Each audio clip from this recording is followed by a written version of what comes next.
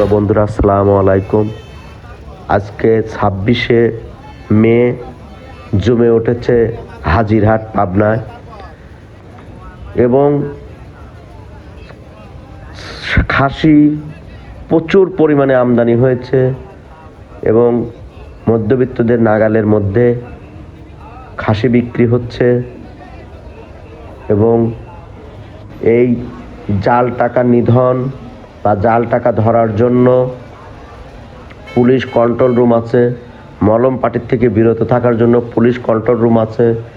মানে খুব সুন্দর পরিবেশে আজকের এই হাজিরহাট জমে উঠেছে এবং আগামীকালকে আপনারা 27 তারিখ ঈদের আগের দিন হাজিরহাট রাত 12টা পর্যন্ত থাকবে।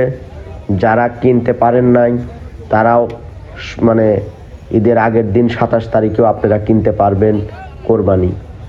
খুব সুন্দরভাবে এবং সুশৃঙ্খলভাবে হাজিরহাটের গরু আমদানি করেছে এবং গরু কেনাবেচা হচ্ছে।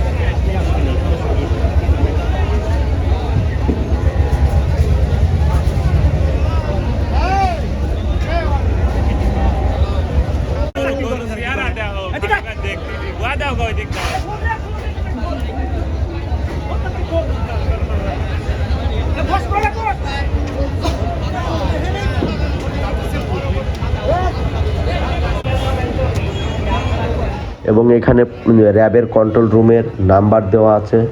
যারা অসঙ্গতি দেখতে পাবেন, মলম পাটি, জাল টাকা এগুলো ধরার জন্য কন্ট্রোল রুমের সঙ্গে যোগাযোগ করবেন।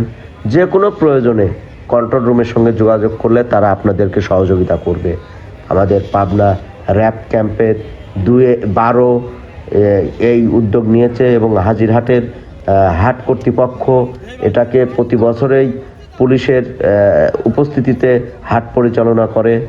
পুলিশ, র্যাব এবং সাদা পোশাকধারী পুলিশরাও আপনাদেরকে সহযোগিতা করবে। জাল টাকা বা অন্য যে কোনো অসুবিধায় পড়লে আপনারা পুলিশ কন্ট্রোল রুমের সঙ্গে যোগাযোগ করতে পারবেন। এবং 80,000 টাকার থেকে 1,10,000 20,000 টাকার মধ্যে খুব সুন্দর সুন্দর মধ্যবিত্ত পরিবারদের জন্য খুব সুন্দর গরু পাওয়া যাচ্ছে।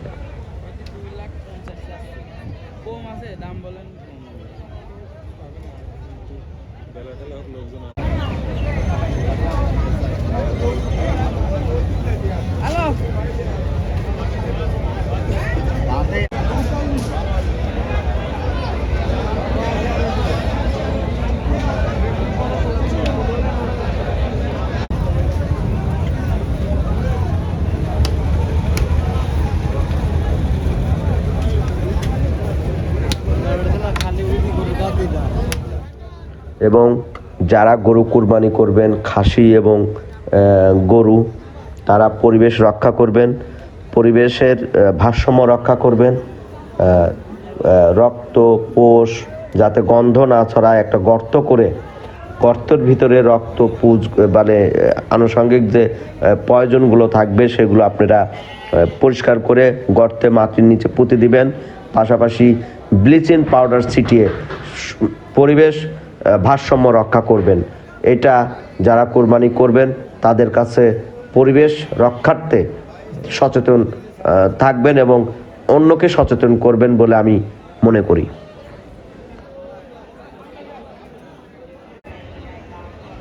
আজকে আপনাদের কাছ থেকে বিদায় নিচ্ছে। আজকে ভিডিওটা এই পর্যন্তই ছিল। যদি আপনাদের কাছে ভালো লাগে আমার ভিডিওটা, তাহলে সাবস্ক্রাইব করবেন, শেয়ার করে আমাকে আপনাদের পাশে রাখবেন বলে আমি মনে করি।